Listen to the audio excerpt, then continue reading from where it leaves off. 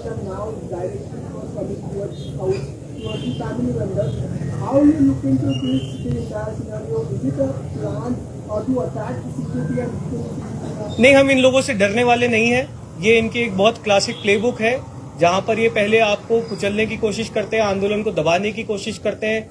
आंदोलन इनसे दबा नहीं तो हमारे खिलाफ उल्टी सीधी बातें की गई, वो भी लोगों ने जब नहीं स्वीकारी तो ये लोग वायलेंस फैलाने की कोशिश कर रहे हैं। लगातार प्रोटेस्ट साइट पे भी आप लोगों ने देखा होगा किस तरह से हमारे कार्यकर्ताओं के सर फोड़े गए, दीपके पर जयपुर में हमला किया गया, उस पर दिल्ली में इंक फेंकी गई।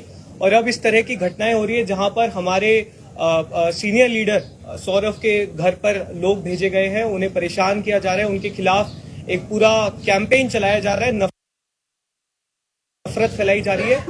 ये बहुत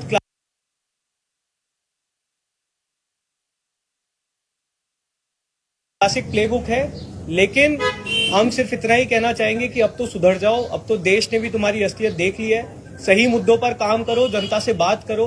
अगर अभी भी अपनी एनर्जी सिर्फ और सिर्फ हिंसा फैलाने में, झूठ फैलाने में लगाओगे तो तुम्हारी बची कुछ इज्जत भी इस देश की जनता में खत्म हो जाएगी। Are you positive that the Delhi police will look into it, given their track record in such cases that they have gone after you? No, Delhi police needs to answer this. It's almost been already a month and a half since the written complaint was given against Abhijit Mitra. So I am not sure why is Delhi police sleeping on that complaint. They need to register an FIR.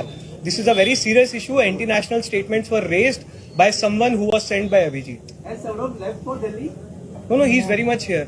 He's very much here. He's, of course, as you can imagine, he's disturbed by what happened today morning. He's really concerned about the security of his family, and so are we. But we want to make this clear. हम इनसे डरने वाले नहीं हैं। इस तरह की हरकतों से आप इस देश की जनता में गुस्सा और बढ़ा रहे हैं, और देश की जनता अगर एक बार गुस्से में आ गई तो फिर आपकी सरकार की बची कुछ इज्जत भी खत्म हो जाएगी। इसमें पश्चिम बंगाल